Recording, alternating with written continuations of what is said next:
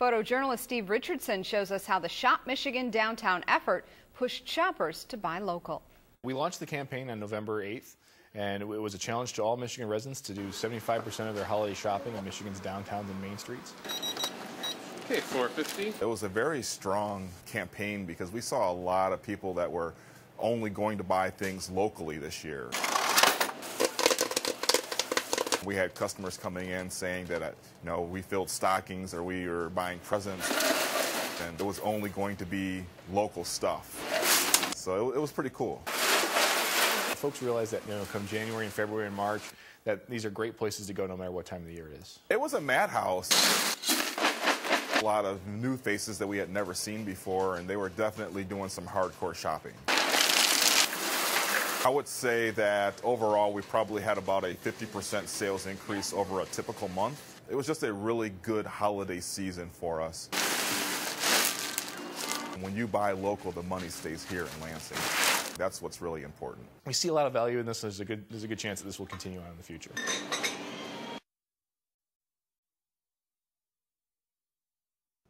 The last buff before this guitar is packed, taped, and shipped out. Elderly Instruments of Lansing does about 80% of its business online. This Cyber Monday, the phone is ringing and customers are placing orders. All right, what would you like to order? The awareness now of the internet has really been a huge dynamic in shopping and then changing people's habits for shopping. Elderly has thousands of instruments in stock, and managers say over the holidays they're shipping an average of more than 500 boxes out a day, sometimes even more than 1,000. Closer to Christmas, our business picks up a bit more, but we always see a good bump on Cyber Monday. People are aware now that Christmas is coming. Managers say this Cyber Monday hasn't been as busy as others, but sales were up over the weekend, and they're optimistic customers will keep calling and coming in. I have a good feel about it. People are feeling a little more confident. And with the election over, I think people will be a little more relaxed about spending money. And that's the note Elderly Instruments likes to hear every holiday season. In Lansing, Ann Emrek, 6 News. Inside Rick's Meat Processing in Eaton Rapids, Gary Sanfilippo is getting down to business. He's slicing, grinding, and packaging up venison.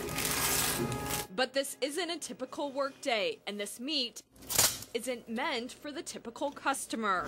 We cut the whole deer up and we'll burger it all out. That way it's easier for the people receiving it. Those people, needy families across the state. As part of Michigan's Sportsmen Against Hunger program, hunters can donate their deer to local food banks. All they have to do is take their game to a participating licensed processor. If you go out, be successful, take that deer on in, say, hey, I want to donate it to Sportsmen Against Hunger, and then they'll take it off your hands and they'll process it for us, call us, we pick up the processed venison and deliver it to a local agency. And the processed meat gives something to food banks they rarely see. Food banks need tons of protein. We don't hardly ever get that donated, and it's a needed item. It's an expensive item, and it's so needed for people to donate. Feeding Michigan's hungry, one package of meat at a time. It's a great thing to do for the community, and it helps a lot of people out. In Eaton Rapids, Just Kmecki, 6 News. And have a seat there. Kevin Phillips has been wearing glasses for so long, he can't remember exactly how old he was when he first got them. But his latest eye exam was long overdue. It had been 4 years since my eye has been checked, so it was about time. 9 or 10.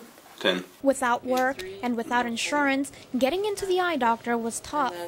So Dr. Marsha Brandon of Lanesburg, Michigan tried to help. She held a community eye exam day for people like Phillips. Just hold your position. I hope people that need help are helped. That I want them to be able to see. I want to make sure their eyes are healthy. Today, people stepped right into this chair and got their eyes checked completely for free. 2, or 3. It's a huge relief on me, so I don't have to go out and actually spend the money on it. Being without a job and no insurance, I know it's an expensive thing. 15 people came in today for an exam that would have cost new patients $120. Dr. Brandon checked things like far and nearsightedness and astigmatism. Right there. Those patients will also get free glasses or lenses. This is great because I'm on a very limited income and budget. I'll be able to see farther in the distance, clearer. I'll be able to make out things as I'm coming up on it instead of squinting all the time. Dr. Brandon says that's what makes it all worth it, and she hopes the practice that looks out for the community will get other patients through the door. In Lanesburg, Dana Molina, 6 News. In the spring, you pick the apples here. In the summer, you process them into a variety of tasty products. When fall comes around, well, that's pumpkin picking season. So, what do you do here at the cider mill once the cooler temps start coming by? Well, let's go inside and figure out the juicy scoop. A lot of people don't know, but we stay open until New Year's Eve. It's just kind of nice. It's a slower pace and not as crowded. So a lot of people really enjoy coming out this time of year. Inside, you've got plenty of delicious ciders to sample from. Some hot and some cold, like the ones they keep here in the fridge.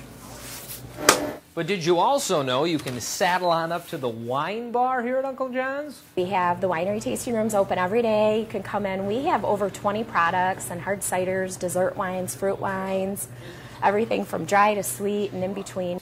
Outside, the big attraction, or should I say amazing attraction, is of course the 5-acre corn maze. Hey buddy, which way's the maze? I think it's this way.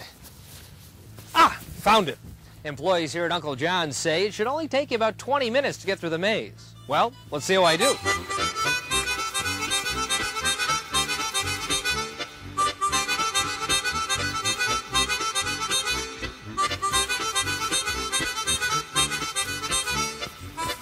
Ha ha ha ha! The end. The end. I have completed the corn maze in hour 10 minutes. That's embarrassing. The kids' corral play area is open all the way through the end of the season, so kids can still go out there and play. Lots to do. Well, now that we've cut to the core of this story, it's time to get cooking out of Uncle John's cider mill. I'm Evan Pincinalt. Thanks for helping me pick a place right here on TV6.